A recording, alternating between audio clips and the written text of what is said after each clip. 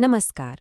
कभी सोचा है कि हजारों साल पहले जो राजा महाराजा और साम्राज्य थे उनकी कहानियां हम तक पहुंची कैसे? मतलब जब ना कोई कैमरा था ना कोई रिकॉर्डिंग, तो फिर ये सब हमें पता कैसे चला? आज हम उन्हीं सुरागों की दुनिया में चलेंगे जिन्हें जोड़ जोड़ कर इतिहासकार प्राचीन भारत के राज खोलते हैं। तो चलिए इस ऐतिहासिक जासूसी का हिस्सा बनते हैं। लेकिन उस इतिहास की गहराइयों में उतरने से पहले ये समझना जरूरी है कि हम बात किस जगह की कर रहे हैं। इसकी अपनी पहचान क्या है? हजारों सालों के सफर में इस जमीन को कई नाम दिए गए हैं और हर नाम के पीछे ना एक पूरी की पूरी कहानी छुपी हुई है। जरा इस पर नजर डालिए। एक नाम है भारतवर्ष, जो हमें पुराणों में मिलता है। ये एक महान वंश की गाथा कहता है। वहीं इंडिया नाम यूनानियों ने दिया, सिंधु नदी के उस पार की भूमि के लिए। देखिए, ये सिर्फ नाम नहीं है, ये उस दौर के नजरिए को दिखाते हैं। इससे ये पता चलता है कि कौन इस भूमि को किस नजर से देख रहा था और क्यों। और यही नाम सदियों तक यहाँ की पहचान को शेप देते रहे। जरा सोचिए, उत्तर में हिमालय एक विशाल दीवार की तरह खड़ा है, एक नेचुरल गार्ड जो इस जमीन को बाहरी दुनिया से बचाता भी है और कभी-कभी जोड़ता भी है। और फिर गंगा जैसी नदियां हैं जो जीवन देने वाली नसों की तरह पूरे मैदानों में फैली हैं, जिन्होंने बड़ी बड़ी सभ्यताओं को जन्म दिया। यहाँ का भूगोल सिर्फ नक्शों पर बनी लकीरें नहीं है, बल्कि ये वो किरदार है जिसने खुद इतिहास लिखा है।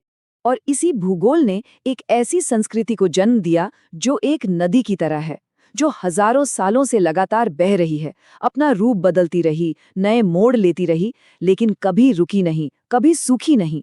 मिस्र हो या मेसोपोटामिया, बड़ी बड़ी सभ्यताएं आईं और वक्त के साथ खत्म हो गई, लेकिन यहाँ की सांस्कृतिक धारा आज भी जिंदा है। एक पल के लिए ये सोचकर देखिए, तस्वीरें नहीं हैं, वीडियो नहीं है, कोई ऑडियो रिकॉर्डिंग भी नहीं है। तो फिर ये कैसे पता लगाया जाए कि हजारों साल पहले असल में हुआ क्या था? कोई अपनी तहकीकात कहाँ से शुरू करेगा? जवाब एक शब्द में है, प्रमाण, यानी सबूत। इतिहास मनगढ़ंत कहानियां नहीं है, ये अतीत का एक वैज्ञानिक अध्ययन है। कोई ये नहीं कह सकता कि फलाना राजा महान था क्योंकि किसी कवि ने उसकी तारीफ में कविता लिख दी। नहीं, हमें सिक्के चाहिए, पत्थर पर लिखे लेख चाहिए, जमीन से निकले सबूत चाहिए जो उस दावे को मजबूत करें। बिना प्रमाण के इतिहास सिर्फ कल्पना है। तो ये प्रमाण आते कहाँ से हैं? यहीं पर इतिहासकारों की जासूसी किट काम आती है। इस किट में मोटे तौर पर 3 तरह के औजार होते हैं। पुरातात्विक स्रोत, मतलब जमीन के नीचे दबे सबूत, साहित्यिक स्रोत यानी लिखी हुई बातें, और विदेशियों के वृत्तांत यानी किसी बाहरी की नजर से देखी गई दुनिया। चलिए एक एक करके इस किट को खोलते हैं।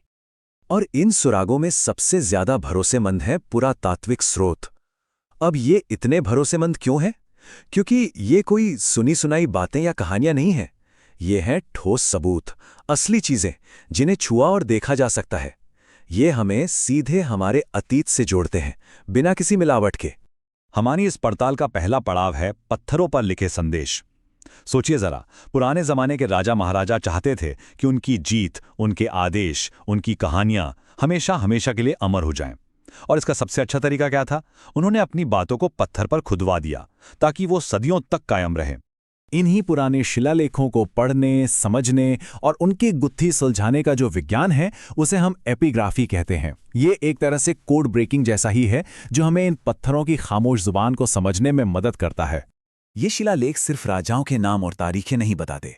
नहीं, ये तो उस दौर के जीवन का पूरा आईना है।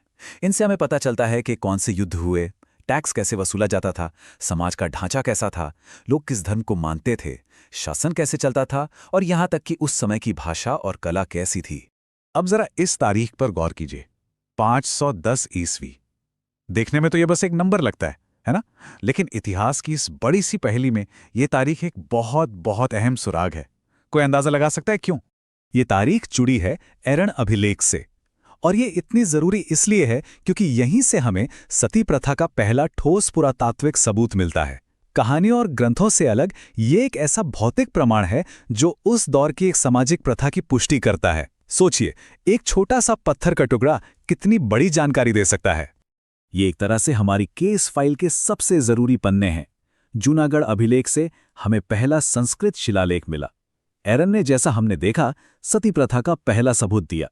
सहगौरा का शिलालेख पहली बार अकाल पड़ने की जानकारी देता है और भित्री स्तंभ से हमें हूणों के आक्रमण का पता चलता है।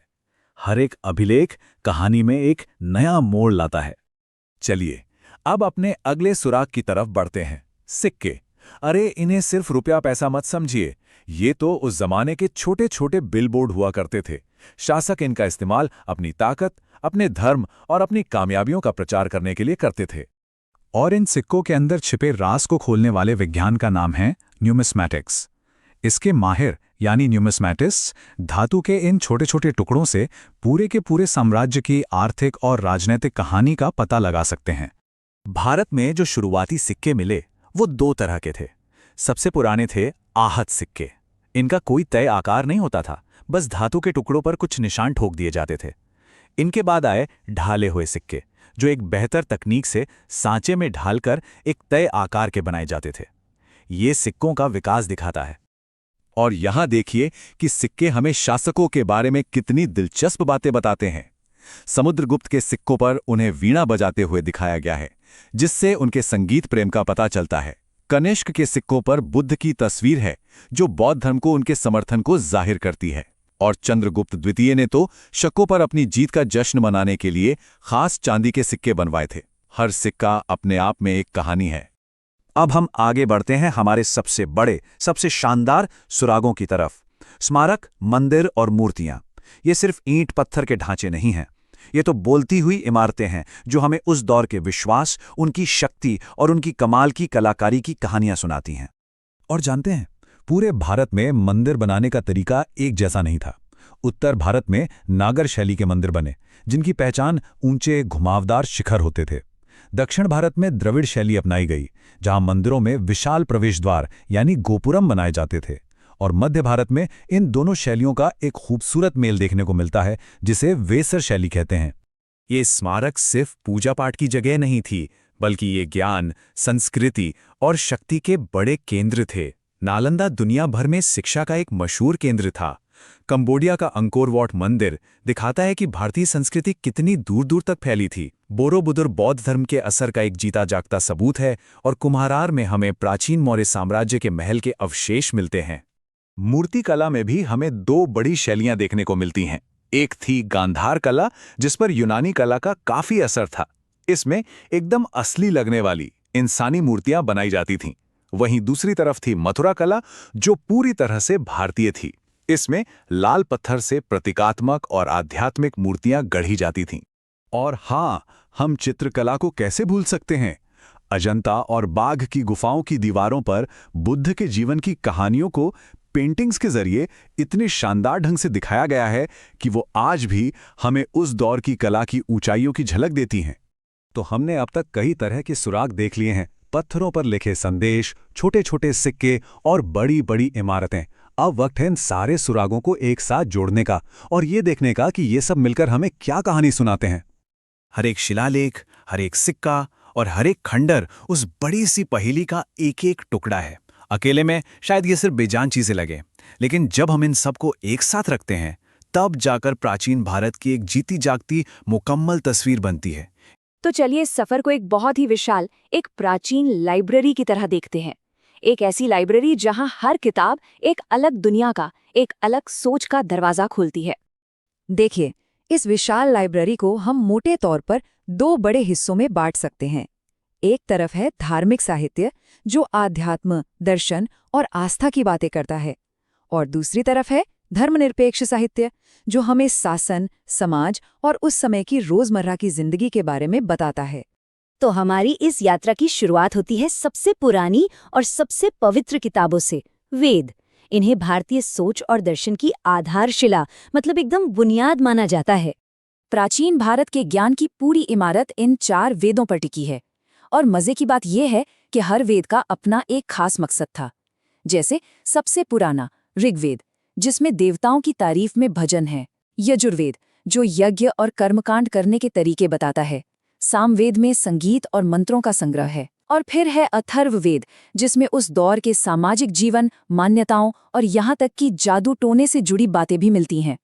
चलिए अब जरा सबसे प्राचीन वेद यानी ऋग्वेद पर थोड़ा और गहराई से नजर डालते हैं। ये सिर्फ एक किताब नहीं है, ये अपने आप में एक पूरी दुनिया समेटे हुए है। जरा इस संख्या को देखिए, 1028 सूक्त। ये सिर्फ भजन नहीं है, बल्कि हर एक सूक्त एक खिड़की की तरह है जो हमें उस दौर के ब्रह्मांड, देवताओं और जीवन से जुड़े गहरे रहस्यों की एक झलक देता है। कितना विशाल है ये। अच्छा, हमारे पास ये गहरे और जटिल वेद तो हैं, पर सवाल ये है कि इन्हें सही ढंग से समझा कैसे जाए। यहीं पर एंट्री होती है वेदांगों की। आप कह सकते हैं कि ये वेदों को समझने की कुंजी मतलब चाबी की तरह हैं। ये वेदांग एक तरह से वेदों के लिए यूजर मैनुअल जैसे थे। जैसे शिक्षा ये सिखाता था कि मंत्रों का उच्चारण एकदम सही कैसे करें, या ज्योतिष ये बताता था कि किसी यज्ञ के लिए सबसे अच्छा शुभ समय कौन सा है। इनके बिना वैदिक ज्ञान को एक पीढ़ी से दूसरी पीढ़ी तक जस का तस पहुंचाना लगभग नामुमकिन था। तो ये सिर्फ नियम नहीं थे, बल्कि ज्ञान को जिंदा रखने का एक पूरा सिस्टम थे। लेकिन कहानी सिर्फ वेदों पर आकर खत्म नहीं होती। उसी दौर में भारत के वैचारिक जमीन पर नए नए विचार और दर्शन भी पनप रहे थे। तो चलिए अब हम अपनी लाइब्रेरी के बौद्ध और जैन सेक्शन की तरफ चलते हैं। बौद्ध साहित्य सिर्फ धर्म के बारे में नहीं बताता। हाँ, त्रिपिटक में उनके मूल सिद्धांत जरूर है और जातक कथाओं में बुद्ध के पिछले जन्मों की दिलचस्प कहानियां हैं। लेकिन दीपवंश और महावंश जैसे ग्रंथ हमें श्रीलंका और मौर्य साम्राज्य का पूरा ऐतिहासिक ब्यौरा भी देते हैं। मतलब ये आस्था और इतिहास का एक कमाल का मिश्रण है। और बिल्कुल इसी तरह जैन ग्रंथ भी हमें उस युग के समाज और सोच की एक साफ तस्वीर दिखाते हैं। कल्प सूत्र में महावीर के जीवन के बारे में पता चलता है, तो वहीं भगवती सूत्र में उस समय के शक्तिशाली राज्यों यानी महाजनपदों का जिक्र है। और आचारांग हमें बताता है कि जैन भिक्षुओं के लिए आत्म अनुशासन के क्या नियम थे। चलिए, निरपेक्ष साहित्य ये वो हिस्सा है जहां आध्यात्म से हटकर हम सीधे सीधे शासन, विज्ञान और समाज की व्यावहारिक दुनिया में उतरते हैं। ये स्लाइड इस विविधता को बहुत अच्छे से दिखाती है। एक तरफ हमारे पास कौटिल्य का अर्थशास्त्र है जो राजनीति और प्रशासन पर एक मास्टरपीस है, तो दूसरी तरफ पाणिनि की अष्टाध्यायी है जो संस्कृत व्याकरण की नींव है, कल्हण की राजतरंगिणी है जो इतिहास बताती है, और पतंजलि का महाभाष्य जो समाज पर एक गहरी टिप्पणी है। मतलब हर विषय पर काम हुआ है। और इन सब में कौटिल्य का अर्थशास्त्र वाकई कमाल का है। ये सिर्फ सिद्धांतों की किताब नहीं, बल्कि एक राज्य को चलाने का प्रैक्टिकल ब्लूप्रिंट है। आर्थिक नीति से लेकर सैन्य रणनीति और जासूसी तक इसमें सब कुछ शामिल है। और जानते हैं, इसकी कई बातें आज भी प्रशासन और मैनेजमेंट की दुनिया में उतनी ही प्रासंगिक हैं। तो इस पूरी यात्रा से एक बात तो साफ है कि प्राचीन भारत की साहित्यिक विरासत अविश्वसनीय रूप से समृद्ध और बहुत ही व्यापक है। पवित्र भजनों से लेकर व्यावहारिक शासन तक ये ग्रंथ एक ऐसी सभ्यता की कहानी बताते हैं जिसने ज्ञान और विचार को सबसे ऊपर रखा। ये सिर्फ अतीत की धूल भरी किताबें नहीं, बल्कि एक जीवंत बौद्धिक परंपरा का जीता जागता सबूत हैं। नमस्कार। अच्छा, प्राचीन भारत को समझने की जो हमारी कोशिश है ना, उसमें एक बहुत ही दिलचस्प जरिया है, और वो हैं उन विदेशियों के लिखे वृत्तांत जो सदियों पहले यहाँ आए थे। सोचिए, उनकी आंखों ने जो देखा वही आज हमारे लिए इतिहास की एक खिड़की का काम करता है। हम उन विदेशी गवाहों के वृत्तांतों को देखेंगे जिन्होंने भारत को अपनी आंखों से देखा और उसे अपने शब्दों में कैद कर लिया। चलिए तो इस जांच को शुरू करते हैं। हम 3 मेन ग्रुप्स के लेखों को देखने वाले हैं। पहले हैं यूनानी रोमन लेखक, फिर चीन से आए बौद्ध तीर्थयात्री, और आखिर में अरब और फारस के विद्वान। तो सबसे पहले चलते हैं यूनानी और रोमन लेखकों की दुनिया में। देखिए, इनका भारत से संपर्क मुख्य रूप से व्यापार और सिकंदर के आक्रमण के बाद हुआ, तो जाहिर है इनके लेखन में राजनीति और भूगोल पर ज्यादा ध्यान दिया गया। अच्छा, तो जो शुरुआती जानकारी थी ना, वो काफी मजेदार थी। एक तरफ थे टेसियस, जिन्होंने भारत आए बिना ही एक आंख वाले लोगों और सोना खोदने वाली चींटियों जैसी मतलब एकदम अविश्वसनीय कहानियां लिख दी। और फिर दूसरी तरफ थे हेरोडेटस, जिन्हें इतिहास का पिता भी कहा जाता है। हालांकि उनकी जानकारी भी सुनी सुनाई बातों पर ही थी, पर उन्होंने कम से कम भारत पारस के रिश्तों का पहला सिस्टमैटिक ब्यौरा तो दिया। इतिहास में असली मोड़ तो तब आया जब सिकंदर के साथ उसके साथी भारत आए। नियार्कस, ओनेसिक्रिटस और एरिस्टोबुलस जैसे लोग पहले चश्मदीद गवाह थे। और क्योंकि उन्होंने भारत को अपनी आंखों से देखा था, इसलिए सिंधु नदी, यहाँ के शहरों और खेती के बारे में जो उन्होंने लिखा, उसे कहीं ज्यादा भरोसेमंद माना जाता था। और फिर आते हैं मेगास्थनीज, जो चंद्रगुप्त मौर्य के दरबार में राजदूत थे। उनकी किताब इंडिका तो मानो एक खजाना है। उन्होंने मौर्य एडमिनिस्ट्रेशन, सेना, अर्थव्यवस्था और यहां तक कि राजधानी पाटलिपुत्र का भी इतना डिटेल्ड वर्णन किया। उन्होंने बताया कि वो लकड़ी से बना एक बहुत विशाल शहर था। यहां एक बहुत जरूरी बात पे ध्यान देना होगा। मेगास्थनीज ने देखा कि भारतीय समाज 7 ग्रुप्स में बटा है, जो असल में अलग अलग प्रोफेशन थे, पर उन्होंने गलती से इन्हें जन्म पर आधारित जातियां समझ लिया। तो इससे पता चलता है कि एक बाहरी व्यक्ति के लिए समाज को समझना कितना मुश्किल हो सकता है। ये टाइमलाइन बहुत अच्छे से दिखाती है कि कैसे सदियों से भारत के बारे में ज्ञान धीरे धीरे बढ़ा। 5वीं शताब्दी ईसा पूर्व की उन काल्पनिक कहानियों से लेकर 2री शताब्दी ईस्वी में टॉलेमी के ज्योग्राफिकल डिटेल्स तक जानकारी लगातार और सटीक होती चली गई। चलिए अब जरा व्यापार पर नजर डालते हैं। पेरिप्लस ऑफ द एरिथ्रियन सी नाम की एक किताब है, जिसे किसी अनजान यूनानी व्यापारी ने लिखा था। ये किताब भारत और रोमन साम्राज्य के बीच समुद्री व्यापार की एक जीती जागती तस्वीर पेश करती है। भारत से मसाले और कपास जैसी चीजें एक्सपोर्ट होती थीं और वहां से सोना और शराब जैसी चीजें इंपोर्ट होती थीं। अब हम अपने दूसरे ग्रुप के गवाहों की ओर बढ़ते हैं, चीन से आए तीर्थयात्री। इनका मकसद यूनानियों से बिल्कुल अलग था। वे व्यापार या राजनीति के लिए नहीं, बल्कि बौद्ध धर्म का अध्ययन करने और ज्ञान की खोज में भारत आए थे। यहां हम 2 सबसे फेमस चीनी यात्रियों की तुलना कर सकते हैं। फाहियान, जो गुप्त काल में आए, उन्होंने एक बहुत अमीर और शांतिपूर्ण समाज के बारे में बताया जहां अपराध कम थे। फिर लगभग 200 साल बाद जब हुएनसांग हर्षवर्धन के समय आए, तो उन्होंने समाज में जाति व्यवस्था और एजुकेशन सिस्टम का बहुत गहरा और डिटेल्ड ब्यौरा दिया। हुएनसांग के वृत्तांतों पर इतना भरोसा क्यों किया जाता है? इसका एक बड़ा कारण यह है कि उन्होंने भारत में 15 से 16 साल बिताए। उन्होंने सिर्फ ट्रैवल नहीं किया, बल्कि यहाँ रहकर, यहाँ की भाषा सीखकर और विश्वविद्यालयों में पढ़ाई करके भारत को बहुत गहराई से समझा। उनकी किताब CU की तो एक तरह का ऐतिहासिक दस्तावेज ही है। इसमें उन्होंने न केवल उस समय के 138 राज्यों का जिक्र किया, बल्कि विश्व प्रसिद्ध नालंदा विश्वविद्यालय के बारे में भी बहुत विस्तार से लिखा। उन्होंने ये भी बताया कि उस समय वहां के वाइस चांसलर आचार्य शीलभद्र थे।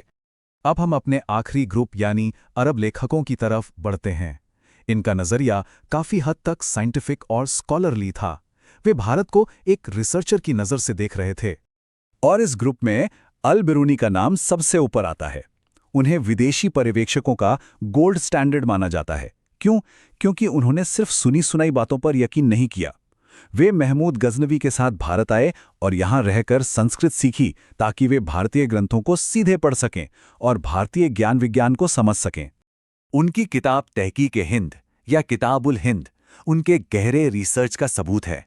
ये स्लाइड साफ साफ दिखाती है कि उन्होंने कितने अलग अलग विषयों को छुआ, धर्म और फिलॉसफी से लेकर गणित, भूगोल और सामाजिक रीति रिवाजों तक।